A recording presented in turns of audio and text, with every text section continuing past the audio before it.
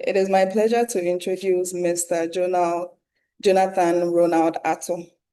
Yes, he's a dynamic data and operations leader who transforms complex data into actionable insights with over 7 years of experience spanning AI strategy, analysis, and software engineering.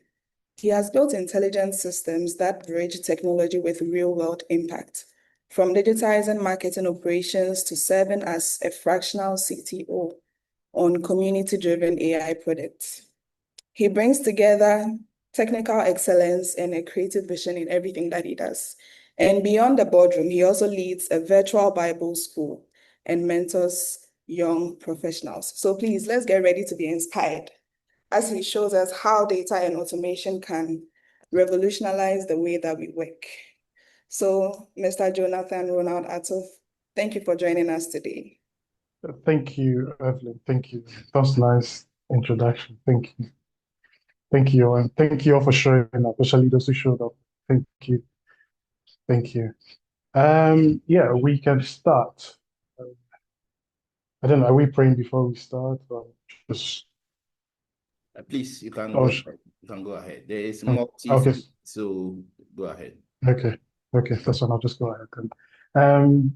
So today's session, I'm just supposed to cover career inspiration and professional growth. And the first part is just to talk about my journey and what I've learned. So highlights from my academic professional journey, internships that I've done, national service, and then the lessons that I've learned along the way. And the plan is to break this session. It's supposed to be 1 hour. So what I'm going to do is have talk for 10, 15 minutes, then open the room for questions, discussions. That's what we do. And it's divided into three main sessions. The last session will be more practical, where we just all try and go through our practical steps on how to make our LinkedIn profiles visible and things like that. And then also how to use AI and LinkedIn together. So that's the plan for today. If you have any questions, you can just pause me or just drop it in the chat. I'll be monitoring that as well. And also, I don't know if you can all hear me. If you can hear me, just like give me a react or so. If you can't hear me, so I know. So just react if you can hear me. Okay. Looks like everyone can hear me. Mr. Could I have access to share? I just have to share my screen. I've got a slide out. Okay, thank you.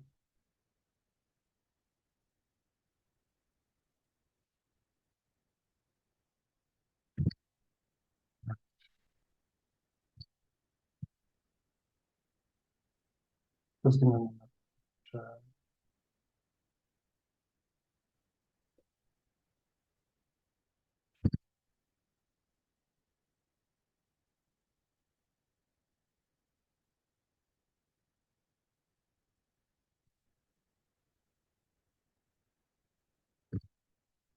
Yeah, can we all see the slides? Yes, please. Okay, thank you.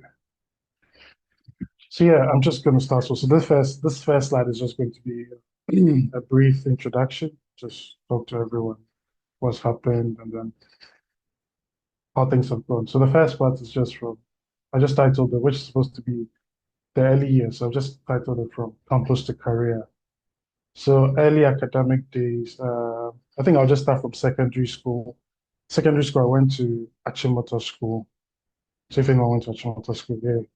I went to Achimota School, and then from there, I went to KNUST, where I studied KNUST, I studied computer engineering. In Achimota School, I did science, but with geography, because I didn't want to be a doctor. I knew I couldn't be a doctor, but you know how African parents are, they'll try to convince you that, oh, because you're good at science, then become a doctor. But I knew I couldn't be a doctor.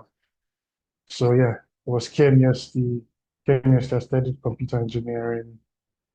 And then after KNUST, I did my master's here in the UK. And I've been in the UK since after my master's, because by God's grace, I got a job after the master's. And yeah, so that's the story so far.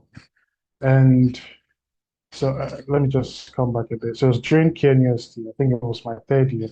When I was in KNUST, it was Third year was the internship year. It was compulsory to find internships. So prior years, what I did with my vacations were like first year, second year, I used to go to, I don't know if it's still the Kofi Annan Center, AITI.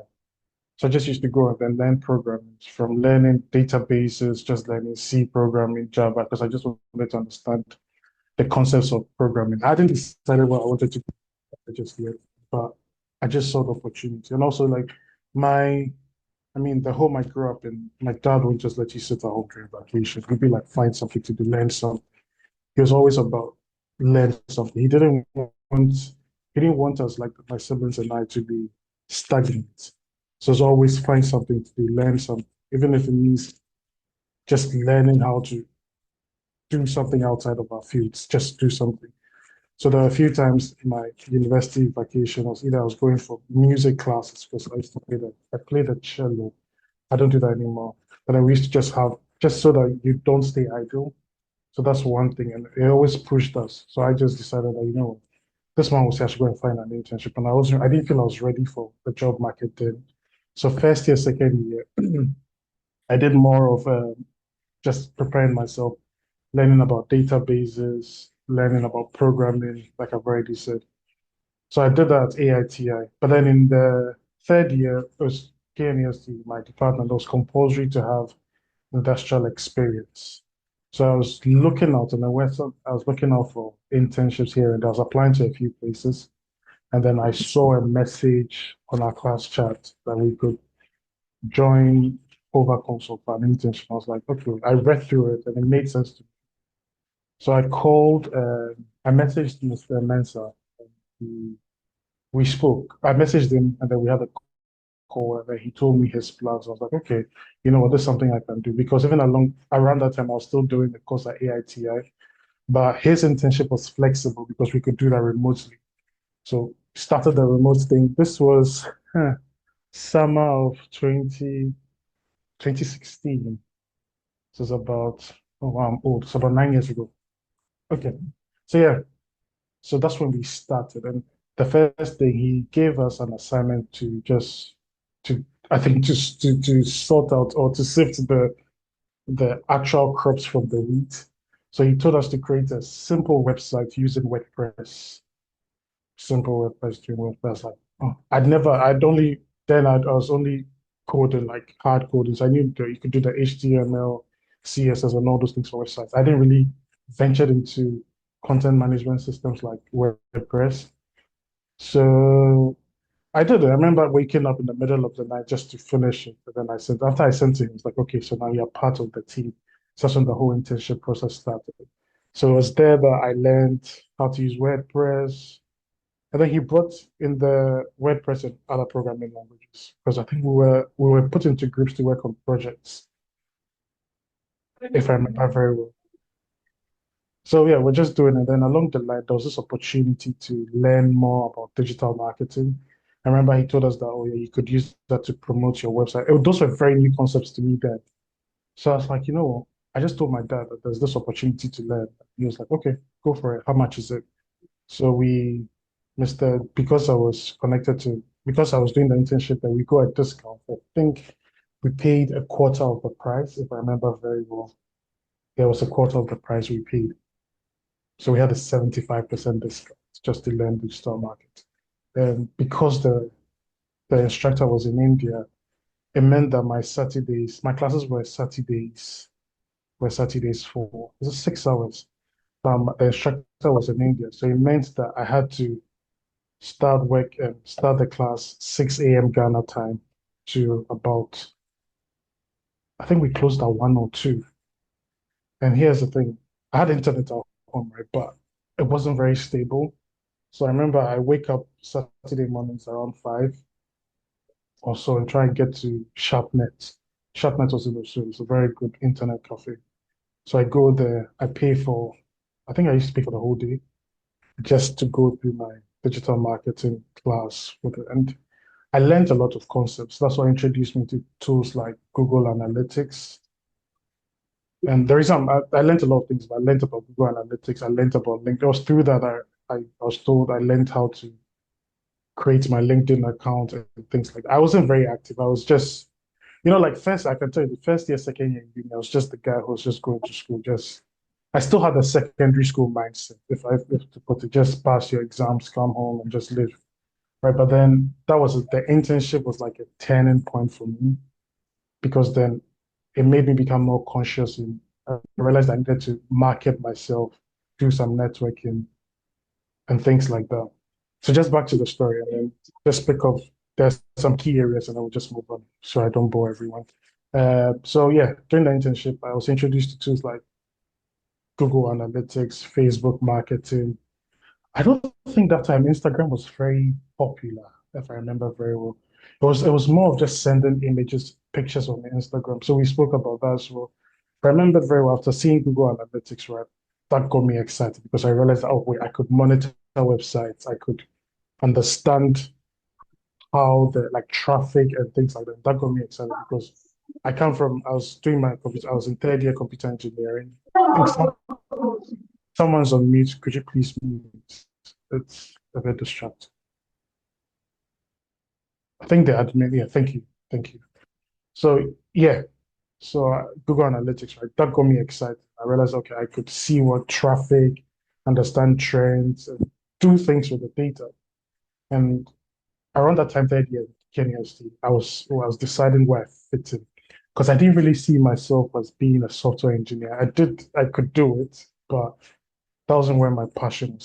So initially, to go to tech, I wanted to go and do math. I remember very well telling my dad, I just want to do mathematics because that's my interest. And then he was like, but so we waited. It was like opportunities, and I was like, if you do engineering, there's still maths in it. So I was like, you know what, I'll do engineering, and I chose computer engineering because you could get to learn software, and I had done a lot of things with computers prior to that. So yeah, the internship was a turning. But I remember it changed my whole mindset about things. One of it was like just networking properly. And not only networking, but networking with key people. So after the internship, I can tell you, after I picked up, oh, sorry, let me just get the story. So during the internship, right, I was doing the Google Analytics stuff, SEOs, SEM, things like that, search engine optimization, search engine marketing, and things like that. And around that time, I was still doing a course at AITI. And even in AIT, I was doing my main school, but then they started another content management system class in the morning. So I was like, I don't have anything to do. It wasn't too expensive, it was affordable. So I just need to tell my dad because he was financing me. So I was like, oh, yeah, daddy, I want to do this. So, okay, go and do it. And then, so I went for it. And in the class, some guy, he was in our class, he asked a question about uh, search engine optimization and things like that. But I'd already spoken to my lecturer that, oh, I'm learning this course and I like practical knowledge. So if he has any projects that he wants to work on, I'll work on it for free. So immediately the guy asked the question, right? You'd say it's divine or whatever, or it's coincidence or whatever. But immediately the guy asked the question, it's like, oh, speak to Jonathan because he's doing something on that. And that opened a different door. So I didn't even fully completed the digital marketing course, and then I already had like a project waiting for because I spoke to the guy. He had a media house. It was a small media house. I think they were doing more of websites, not radio, small websites, writing about district assemblies, municipal assemblies in Ghana.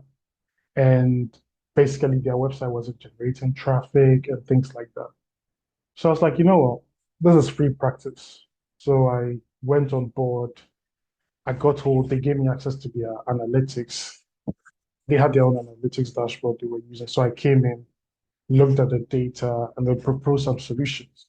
And it looked like it worked. So when I went back to school final year, back to tech final year, I was still working for them, just trying to help them. We're monitoring their analytics, telling them how to do things and things like that. And in that process, I learned a lot of things about just the work life, like having to work and doing other things. So I remember first semester, I was working on more of my project work, and I'll be doing that whilst also doing these things for them. But along the line, they they were paying, but it wasn't enough. I felt like they were underappreciating my skills. So I didn't cut off, but like I took a pause, I took a break from them because and also they could see that their numbers were going up. So I just ended things and just decided to focus on my school. But a year later, when I started doing national service, they reached out to me because they're like, "Oh, our numbers have gone down. When you were here, things were different." And his staff were like, "Where's the guy you brought?" So with them, the skills that I learned from this internship, I started translating. So I was monitoring the analytics. I actually helped them set up their social media and digital marketing strategy and things like that. I used to go to their office to train their stuff. And this was more like I was young then. Actually did have hair too. Anyway, that's fine. And things like that. So just helping them set up their strategy. And I was learning whilst going, but then the things I was telling them, like God's grace was working. Things like So if I didn't take on the internship, I don't think I'd have had those skills. So what I'm just trying to say is, yes, you're doing this internship, and I'm not here to even promote or advertise the internship for Mr. Eddie or anything, but it did help me. And I wasn't the only one. There are a few people in my class who did the internship as well. And they're all doing well with their lives right now. I know someone who I don't know if he started his own company, but he was building his own projects on the side. So yeah, I went into national service. I did national service with a company in Accra, and I worked more as a telecoms engineer. But even whilst doing that, I was still doing the whole. Even there, I was working with. We're doing microwave communication deployment, and there I was looking more at the analytics and things like that. So my interest was more into analytics, and I was enjoying. I was doing other things, but I really enjoyed the analytics part of the work and the data part of the work. And then yeah, I got a job right after national service. I got a job, and I was working as a software engineer and also working as a data analyst. So both my skills came together, and yeah, then I left to do my master's here, where my focus has mainly been on data. So it's more of data science because my master's was in data science. So here for work, I'm doing more of data science. I'm doing forecasting. We were building, it's a startup, so we're building our data, so we're not really building any models per se. We're just getting data from our clients, creating reports, generating insights. That's mainly what I've been doing. And then in recent times, I'm doing more of AI now because we're trying to do a lot of automation. So we're building agents because for us, we are seeing the future of our work to be humans and agents in a hybrid work environment. So just the long and short of what I was going to say is one, like have the growth mindset. Because for me, wherever I've been, it's more like don't stay the same. And have personal goals. So personally, every year when the year starts or the year ends, I do an evaluation of the things that I could do or couldn't do. And I give myself sometimes just 2 or 4 major things that I need to do. Then I break them down into like very, very small steps to lead to how to get there. So, and I think indirectly or in the background, that's what I did during my internship. It was just going to the internship, see what you could learn, see what you could apply. And like I said, I did learn a lot of things about even networking and on LinkedIn and things like that. So yeah, and so if you look at the slide here, I put here that early career is more of ownership and like measurable value. You're just learning. Don't forget, like, keep learning. The first job shouldn't or doesn't define who you are eventually. It's just to give you the skills so that you learn how to be in the professional environment or to pick up skills that you've used somewhere. And I can tell you the skills I picked up in my internship here when I was applying for this job. That's one of the criteria that, oh yeah, we work in WordPress as part of your job as well. We need you to manage the website. If I hadn't done, the only reason I got to know WordPress was through this internship. And then I also handle our web and social media analytics for work as well. I picked that up from this internship. In as much as, yeah, I'm a Christian, so I'll tell you that it's God who put me there. But it's also important that you have a plan for your life that would easily align with God's will or for your life. I'm not preaching, but just to say that. So just make sure that you have a plan that you are following. Yes, a lot of things may not happen the time you expect it to happen, but you should keep pushing. You should keep learning. So in the background, whilst doing all the digital marketing things, so I went there to the internship to learn software engineering because it's software engineering internship. But then I ended up, I think I was the only one who did the course. I ended up coming out with, yes, I learned the software skills. I also had the added skill of digital marketing. And then while I was doing my national service, apart from the main project that we discussed, I earned some small money just doing it from other people. So I was fine. I mean, national service money wasn't a lot then, but I had extra money on the side that I could use for other things. So it's basically like I wrote at the end, where you start doesn't really define you. It's how you grow that does. And wherever you go, like there's a growth opportunity. You always have to sneak, like you have to be like a football terms, you have to be like if you have to be a striker who can sense where the ball's going to land and then anticipate. So when you're whether you're in an organization, look out for learning opportunities. It might just be that yeah, the organization is forcing you to go. By the end of the day, it's your name that will be on the certificate. It would have the organization's stamp or whatever, but it's still your name, and you get the skills. So yeah, that's. I'm going to pause now. If anyone has any question, then yeah, if you don't, then we just continue to the next slide.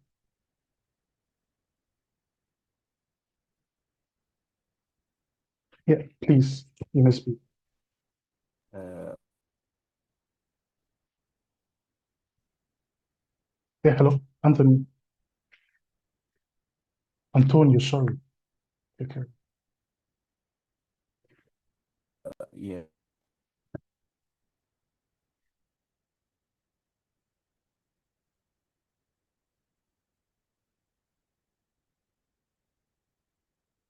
Hello.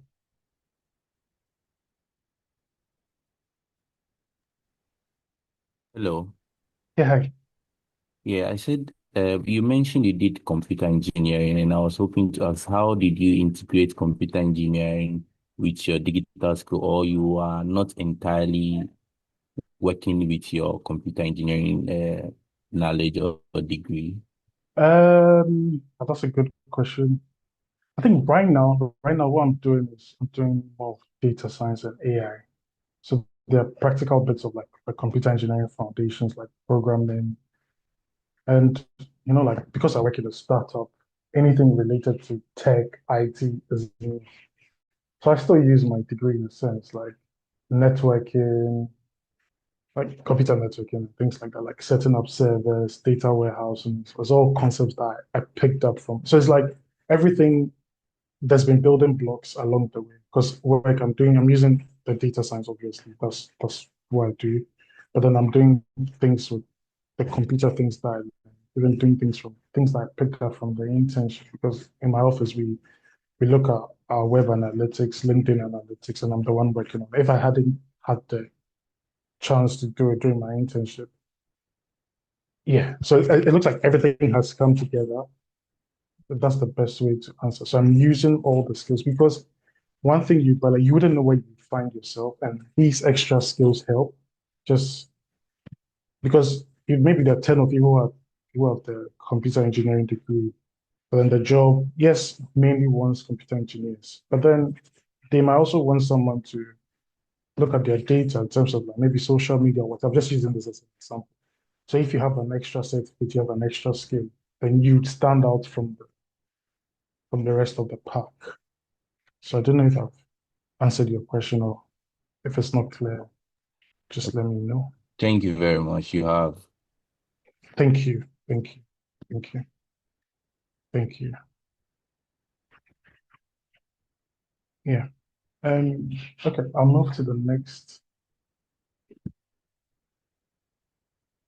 So yeah, so this part just is about I just want to talk about I think I captured most of it in the previous slide, but saying that like building growth and habits that last. So like take on projects, do things, you can do things on like a lot of the learning that because for us and for most of us here, it's an internship, right? Like, take advantage of it. If you have questions, ask your supervisors and take on projects. Like personally, you can go, there's a lot of content online. You can go on the internet, even go on YouTube. See, I learned how to program Python properly by just following a certain guy on YouTube. It's Chris something. Just go on YouTube, just trying some of the projects he had there, and then share with just go back to his page and see the feedback if you have errors. And my time previously, we didn't have ChatGPT. You had to put things on Stack Overflow. I don't know if you guys have ever used Stack Overflow before. Let's put things on Stack Overflow to get answers. But now there's ChatGPT. If you copy your code and put it there, it will show you where the errors are, and then you can use that to improve the code. And also you must be disciplined, like have something that you stand for, because as and when you can do all the work, but if you're not honest, if you don't have integrity, if you're not consistent, then you'd rather that you struggle in the job market. And I can tell you that one of the skills, and not to blow my own trumpet or anything, is that I've always decided wherever I go, I'm going to be teachable. Because in as much as you come with all your degrees and whatever, it's a new environment. You have to learn how they do things. You even have to learn in a way for them to understand you. You have to learn in a way. So I can give an example. Like when I joined my company, yes, I have the skills in tech and everything, but there's a way they did things. There's a way so I had to learn. And it's okay to be wrong. It's okay. And also, well, sorry, just back to when you're working in the projects. It's okay for the project to fail. The most important thing is being able to bounce back. Especially in a learning environment, there are no stakes. The only stake is you. And yeah, if you're doing programming or other things, sometimes the not getting your code to run is a bit frustrating.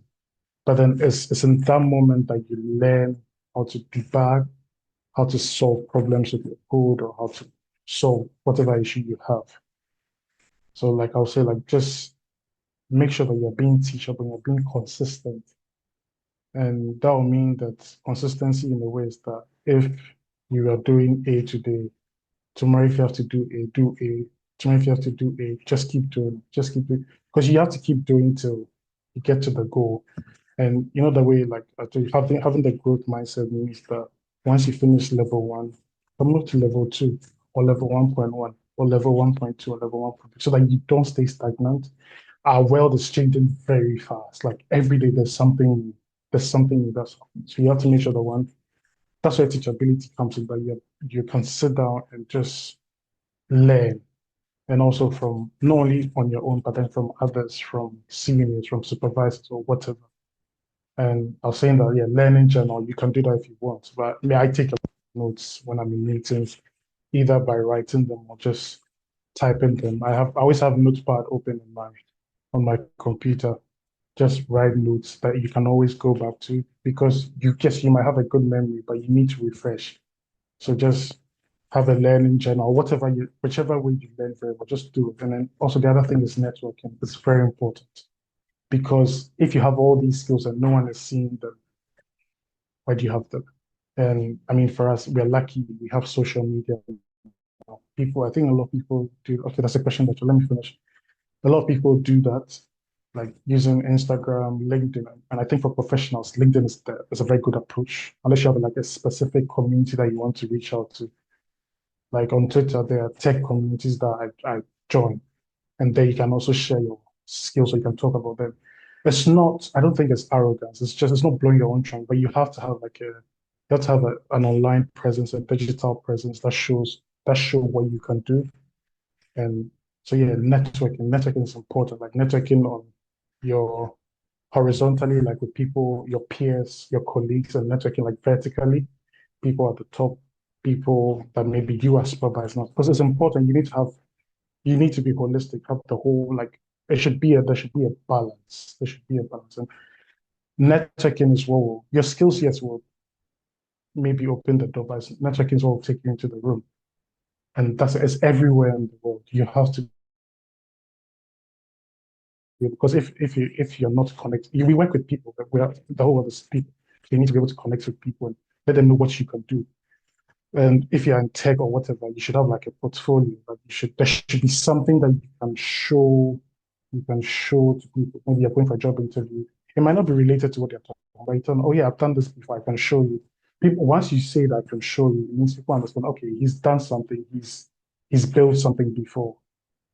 And then, like I said, habits build your brand before your title. So it's just small habits. There's this book I read about 2 years ago. It's called Atomic Habits. I'll just show it. I don't know if you can see it. I'll just put a title in the chat. But I read this program, and it talks about making tiny changes, just making tiny changes to see like quick results. And I applied this. I remember when I first read, I was like, you know what?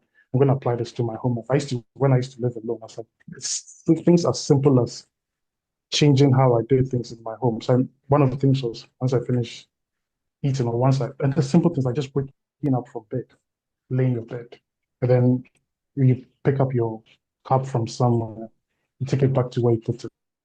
Just small, tiny habits that you can apply to your personal life that you can also translate to your career. Like just small. Just make sure. I think my main thing, and this is why I tell a lot of people who are around me, is that just make sure that you're not the same person that you were the previous day. You're just an improved version every time. Everything. Yeah, just that you should make time to rest and have fun and everything, but make sure that you're building yourself up all areas, not just career, but all areas. Yeah, I'm also going to pause here now. There's a question in the chat, so I'll just answer this. Okay, can you speak to people who are not? So the question is, can you speak to people who are not traditionally in IT or engineering on the need to adopt? Oh, yeah, okay, yeah, of course. Yeah, like we've already said, we live in a fast-moving world. Technology is everything now. And you don't necessarily need to be an engineer or an IT person to have IT skills. Like I know someone who came from a law background and now working in software quality assurance. And the first point is you like just knowing that you can do something and then taking the right courses. There are a lot of good online courses online, some of which are actually free.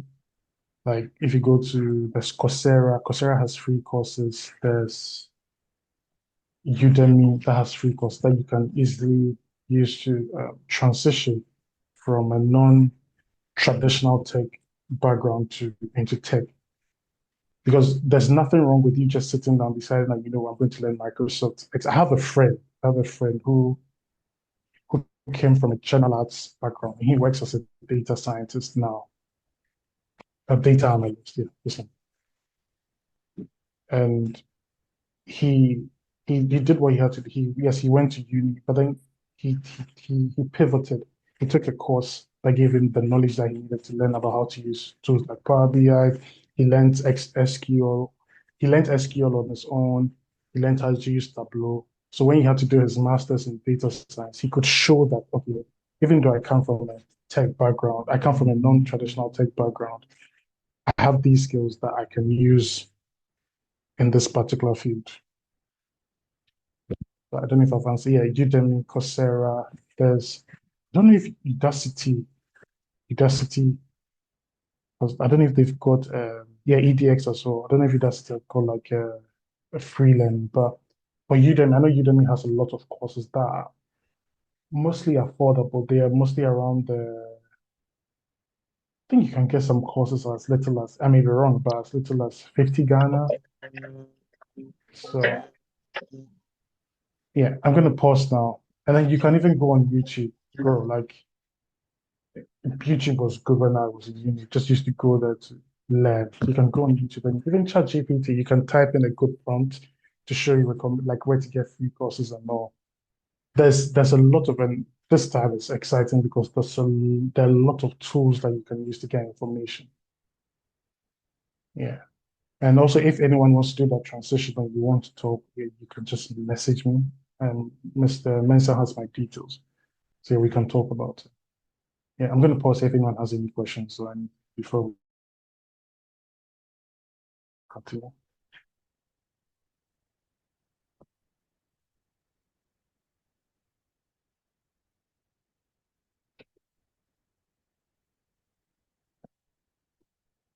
Okay, I'm going to continue then if there are no questions. The next one is more practical. I think that would be more interesting than when just talking.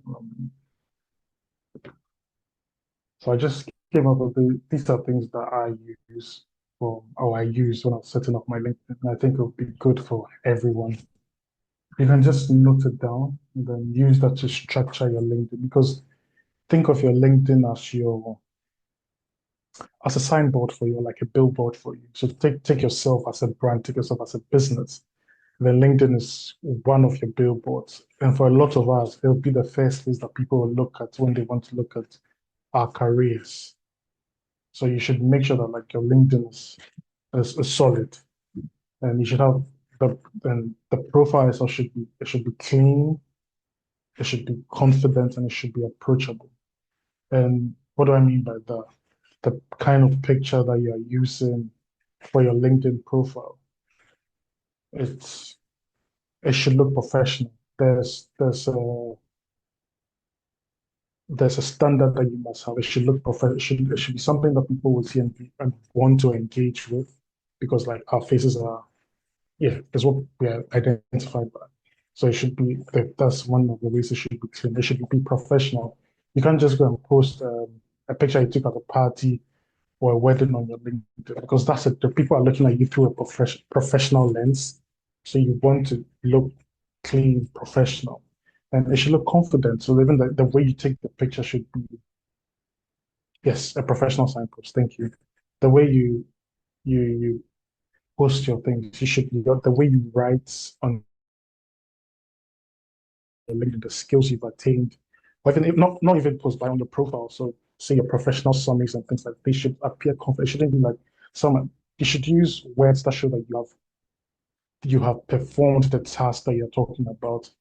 And one of the tricks, and this I'm going to share with you, is that include numbers in your profiles. So say you worked as a graphic designer, or yes, you worked as a graphic designer. You can talk about how maybe you used an AI tool to automate your graphic design process, saving the company money or improving work efficiency by 20%, 10%, because then that helps. Someone reaches, okay, this person knows what they're talking about. So just being confident in your language and approachable, just arranging your LinkedIn properly. There's a format. It already gives you a format, but making sure that it follows a particular sequence. So it's your professional summary first, and you show your previous latest job at the top, previous ones. LinkedIn will help you do that, by the way. But then it's how you write and structure things that should be important. And then also you should always have a headline on the LinkedIn, that gives about more like a uh, what you're doing. I mean, for now, mine is just what I do now. So it's because I'm not doing anything in terms of looking for a job or other things. But mine just shows what I'm doing now. And that's important so that people can identify your face with that particular. The other thing too is in the back end, LinkedIn uses that to recommend things to you and also recommend your profile to other profiles. Especially if you're looking for a job that you want to be seen, it's something you should do. You should have. So it should be it should be sorry. It's who you, so it's actually headline should be who you are or who you're becoming, so that it shows on your profile. So say you're a software engineer, so it'd be maybe front end engineer, and if there are other things I do, front end engineer, full stack developer, database administrator, it should be there so that then if someone think of it like the way search engines work. If someone Googles your name or someone searches for you on LinkedIn or searches for software engineers and things like that, your profile would have the chance of showing up. Because at the end of the day, right, it's there for visibility. So apart from being like your professional signpost, it's also there for your professional visibility. Then also, if you look at the about section, that's where you talk. That's where you have like high level summaries of what you've done. So and with that, see, you don't really have to rack your head to write it. You can go to ChatGPT, write a good prompt that will give you that. I don't know if you want, I'm sure you all know how to, but I can tell you the secret. I put a summary on the next slide on writing prompts, so maybe we can talk about it when we get there. But your story, yes, speak the truth, because that's also important. You can't talk about things that you haven't done.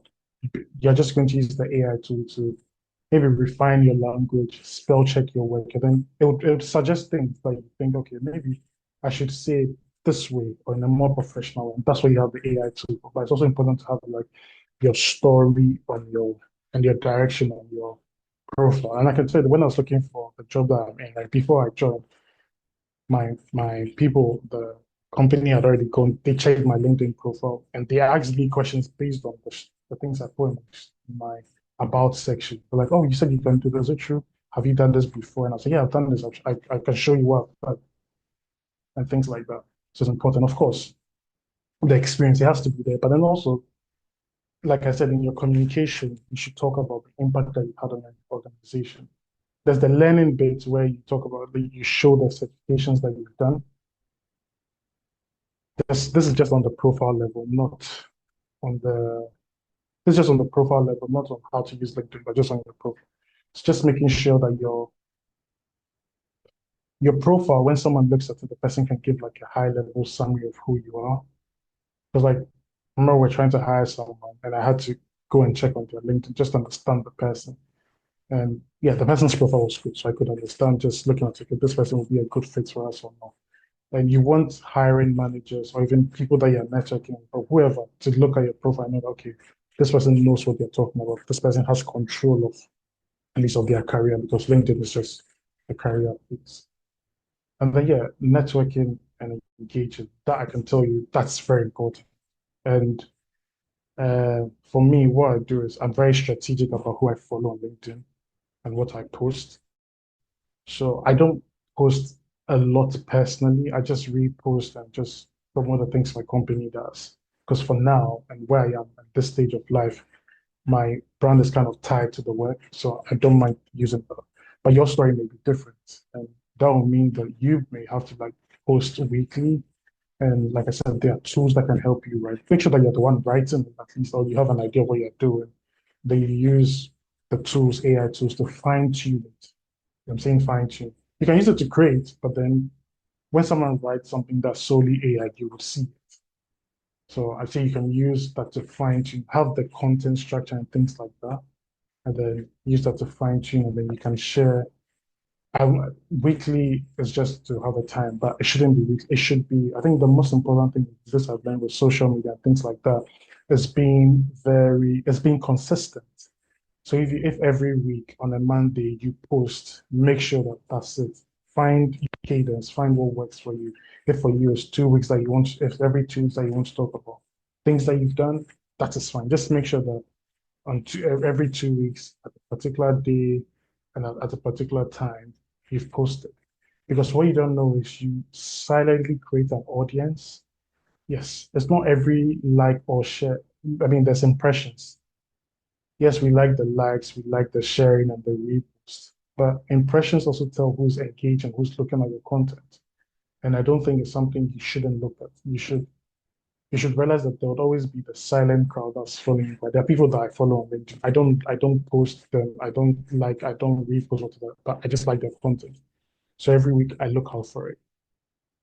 And it's important to have that consistent. In terms of engagement, one thing I do, one thing I've done, one of the things that's that I try to engage with one people in my professional field. So like building connections on LinkedIn. I try to look at people who are influential, especially in their companies, and people who are like just professionally above me. Because if you think about it, they are the people who will be hiring for, they'll be people that will be hiring people like me. So it's good to connect them. It's good to connect with them. It's also good to connect, especially if you're looking for a job, it's good to connect with people who work with recruitment agencies. Because the thing is, recruitment, people who work in recruitment agencies will always, or will most likely always work with recruitment agencies, but different ones.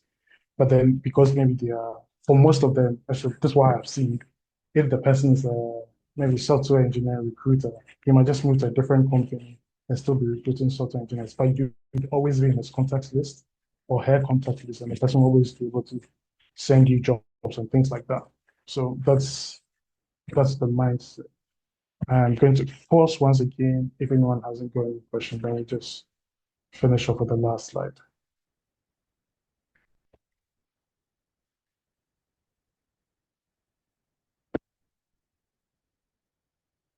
Okay, so I'll just go to the next slide. Yeah, I was talking about the use of AI to just even write your LinkedIn prompts. And like I said, AI will just, it multiplies the creative person's impact. So when you're writing a prompt, especially for ChatGPT, is you ask the tool or ask ChatGPT to take on the role. So say here we're trying to use the career coach prompt for a CV. So you tell it, take on the role as a career coach, and then you ask it what it should do. Maybe you ask it to create a CV based on, for me, because I use ChatGPT to do a lot of reviews for my CV and things like that. And then just by using it to ask questions, it kind of has a dossier of who I am. So I can tell it based on all you know about me and things like that, create this for me, or use this to edit my CV, use this to update my CV and things like that. And you always need to provide context. So here you should say that, oh yeah, provide your you need a CV for a particular job. So maybe to work as a software engineer, to work as a front-end engineer, so that then it's able to tailor it properly. And then you should ask it for an output. So do you want it in one? Should it be a table? Should it be Microsoft Word? Should it just be a plain structured document? Like, what should the output be? And then tone. So the tone is, should it be professional? Should it be semi-formal? Should it be friendly and things like that? And then the thing I've realized as and when you do, you just iterate. So you just keep going to make sure that, because the first output may not.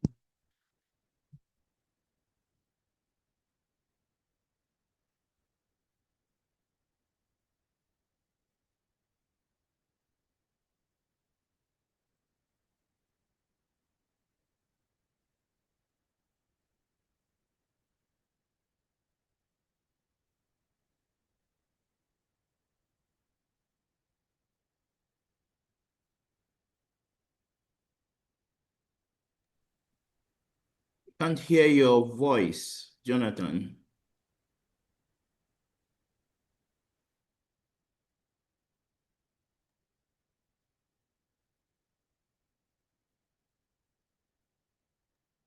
Please, can you hear him? Hello? No, please. No, No, we please. can't hear No, him. please. We can't hear him. Can you check your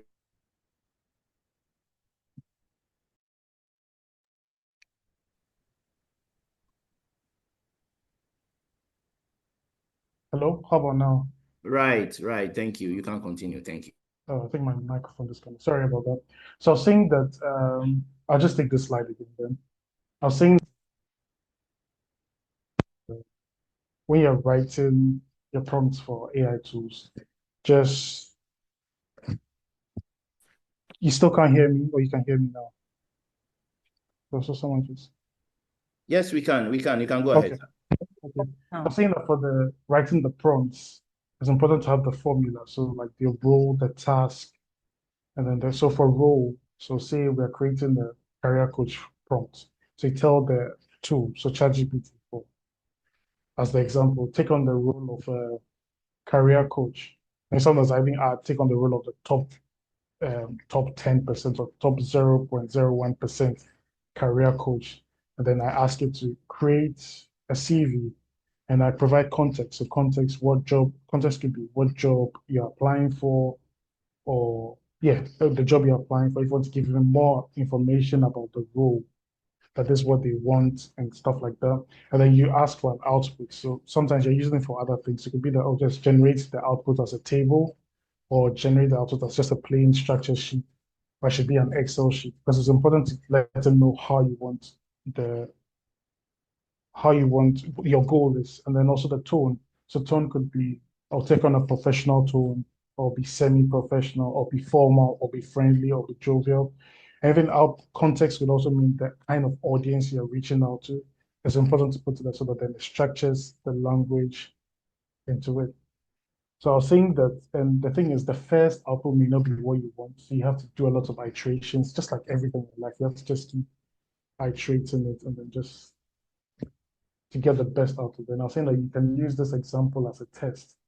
But then the long shot, the reason I put this here so that you could use this to write the about sections of your LinkedIn profiles properly, if you haven't done that already. So yeah, that's why I got it. And I was saying that like at the beginning, I said that the first people who joined, I was going to review their CVs. Sorry, not their CVs, their LinkedIn profiles. So yeah, we can use that, and we'd use the help with the help of AI to just draft some of the things properly and things like that. So yeah, if anyone has any questions, let me know.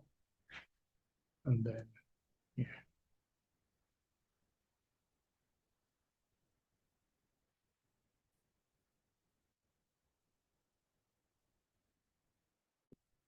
Okay. This is my last slide, so I'm just going to stop sharing now.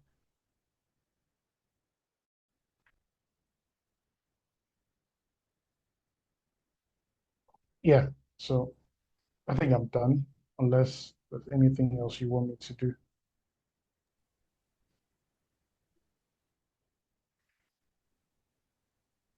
I think there's a hand Yeah, up. yes, yeah, please speak. Wait, I kind of know this guys. I know this guys. Okay, please speak. Jonathan. Oh, Yeah, Jonathan, this yeah, I know you. I'm I know typing. you, right? Yeah, You're I'm my typing. you're my Yeah, class. yeah. What's up? Bro, I'm typing my Okay. question in.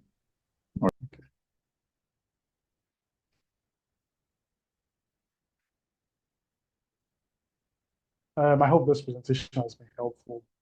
If you have more questions, like I said, you can just reach me through Mr.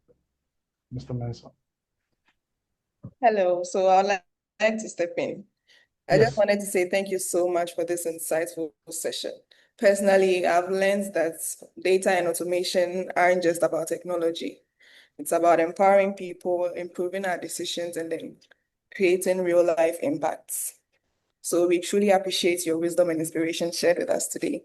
So please, if you have any other questions, the forum is open. You can ask any questions and then we can come to an end. I think one guy said he was typing in the. Okay, Anthony, yes, you can ask. Yeah, hello. I just want to thank you for the insightful sessions and giving us more info on how to work on our LinkedIn and put ourselves professionally out there. I also have a question about the skill acquisition. You mentioned that was during your internship, you acquired some skills that helped you on the job market. But I wanted to ask, if we want to acquire skills, are Yeah. we supposed to tailor it in a particular interest, or we should have some digital basic skills that maybe when opportunities comes, we can jump at it? Because currently there are tons of skills out there, and you can't be like, I want to learn this, I want to learn this, and you'll be a jack of all trades, master of none. So I just wanted to ask, how do you go about the skill learning, and especially in the areas of self-learning? Okay. Sure. And I think if you're working towards a goal, then it helps you have like a measured approach. So let's say you're working towards becoming, the field to become a software engineer. You know that even with that, there's broad. Is it Android you're looking at? Is it iOS? Is it cross-platform? Is it just web apps? So I think for that, if you have a specific direction, I think it's easy to find a course. But I think the question you're trying to ask is, where do you start from? I think the most important thing is to start from having the basics, right? And you know that as a programmer, you need to have certain skills, certain programming skills. You can just pick on one. You can find the easiest language, or you can Google and check which language is best for what you want to do. If you want to go into data, it's easier to use Python. If you want to do other things, maybe it's Kotlin you have to use, or you want to go into hardware, then you have to go into the other kinds of languages. So I think at the end of the day, the starting point is you having a plan for where you want to get to. If you're not sure where to go, then it's okay to just start with the basics, like learn about databases, because you would always use it in every field in life. If in tech, if you're building web applications, you need to look at database. If you're doing data, you need to look at database and things like that. So I don't know if I've answered your question, but I'll say that it's important just to have a direction of where you want to work towards. So if it's AI engineering, data engineering, you should have a fair idea of where you want, because that's also important. that you're not scattered all over the place.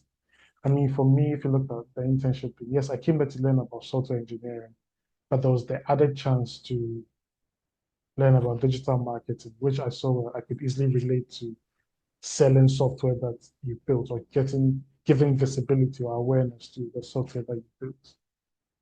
So yeah, I don't know if I've answered your question. If I haven't answered it, you can just clarify, then I'll Yeah, give you a thank better you. response. You've given me an yeah. Okay, okay, makes sense. There's a question in the chat. I'll respond to it.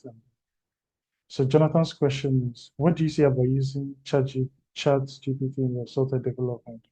For instance, allowing VS and Embedded Chat to develop a feature in your software development as a professional, because um I mean I don't think it's wrong, because I mean, for me sometimes, I think that's the best I'll be able to answer it, is that sometimes I don't really do core software engineering. The closest thing to coding that I do is to write. I don't know if you've heard of DAX. It's writing down it's Microsoft's language for working in Power BI. And yeah, sometimes I get my code that doesn't work as it should. I go to ChatGPT to check why my code isn't working. I don't really use it to build because I don't have that functionality just yet. But I go into DAX and I use it to review. So I think if it's going to make the process faster and more efficient, I'm not against it. I think the only thing is you have to know where to draw the line between like information security. You have to know where to draw the line between information security and like data security, and then also because if you don't have those, you should have guardrails, you should have boundaries that you're not putting customer data into those tools, or you're not putting live data into those tools. So for me, normally what I do is to just use copy my code snippet into the tool or just check so that I need another eye to check what I may be doing wrong. Like right now, I'm actually working on something right after this. I'm going to go back to it, and I'm having a few errors with my process flow. So I need to go and check, and I'm not going to copy everything because it's sensitive data, but I have the file there. So I'm going to describe it. Or if it means just copying the code and anonymizing it and just putting it there so that I can walk through what I'm doing wrong. Yeah, there's nothing wrong with it, because I mean, that's why those tools are there. I don't think ethically it's wrong. It becomes wrong when you're sharing people's things that shouldn't go on that platform. So like, I think in all of this, as whatever role you do, you should remember that you should have guardrails as to what you should put on these AI tools or chatbots and things like that. So I don't know, Jonathan, I've answered your question. Yeah, you have. Thanks. Okay, thank you. Thank you.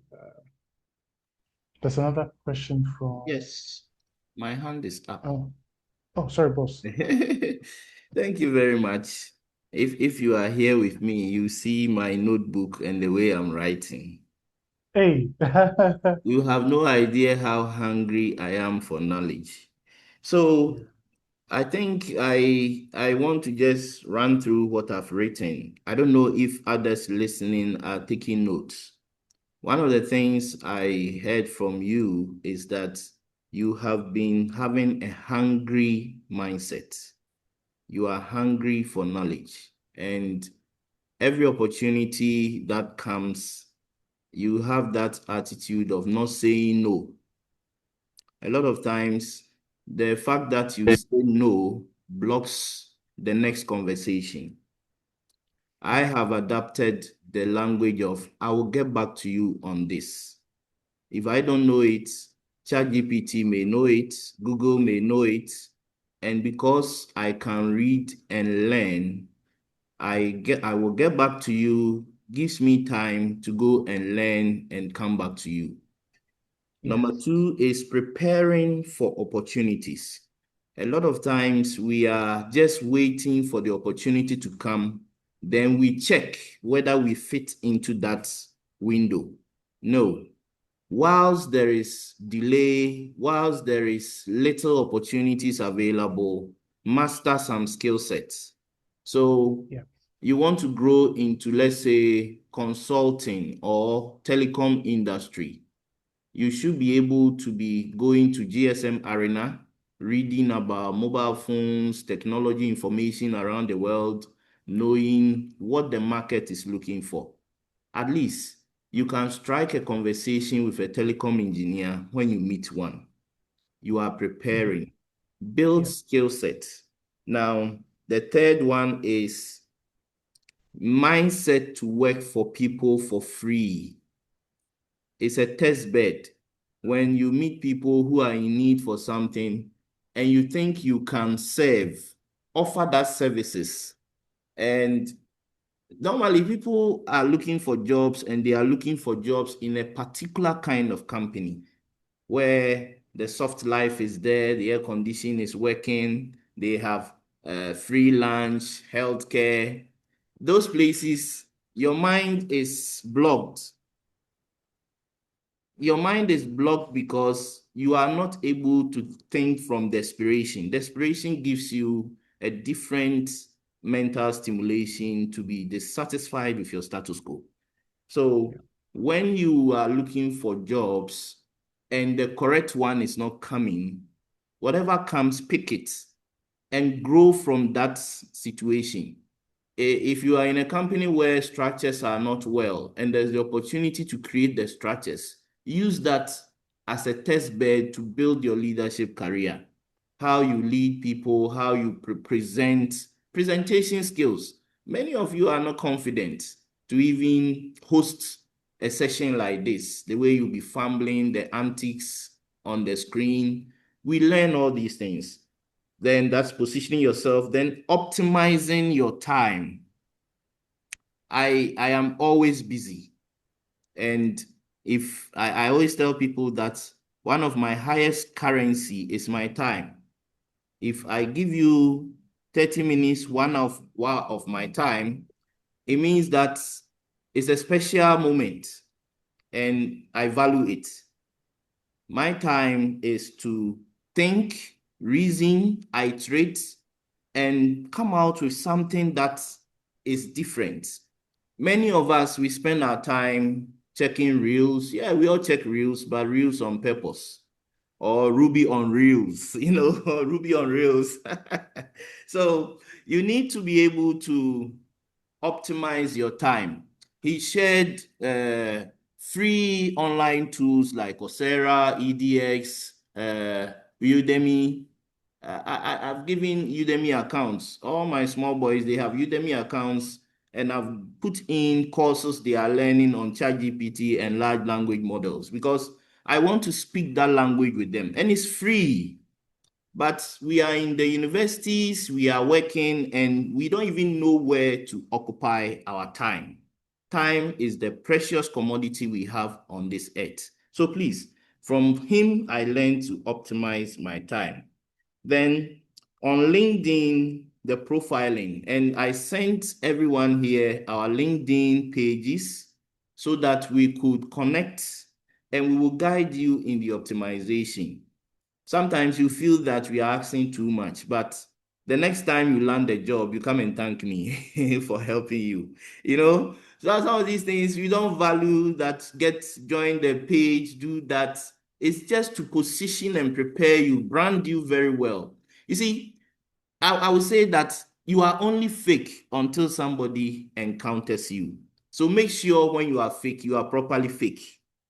Then when you are encountered, they know that you are real. So as we want to position our digital pages and make it very, very strong, you are doing internship, but you are carrying a very good brand. Please be strategic. It is your signpost, your professional signpost. When somebody sees you, they need to connect with your brand. I started intentional LinkedIn about 12 years ago because I sell products and solutions which are expensive. My target is at CEOs, managing directors in Ghana. And over the past 12 years, I can say that about 5,000 of my connections on LinkedIn are only CEOs, managing directors, head of businesses. And when you post something, they see it, they read it. And if you want to visit a company's CEO, go to check him on LinkedIn, possibly comment on his posts, be visible in his mind that, this guy says something like, the next moment when you appear in his office, Just the LinkedIn comments can start a fruitful conversation and build a non-existent relationship. These are strategies we want you to learn. So, Jonathan, thank you very much. The final action points I wrote was have a skill, have a plan, align yourself well, be strategically positioned, have something to show when somebody asks you. Thank you very much. It's been a very insightful conversation, and I'm blessed. Thank you. Thank you. Thank you too. I'll share a summary of everything later today, latest tomorrow morning. We should have it. All right. So, Okay. And people have already started connecting with me on LinkedIn. So I think the hunger is there. Someone's already connected. wow, giddy like this that. So aggression, our which is team lead, Miss Evelyn, can you take over and close us for the day? Thank you.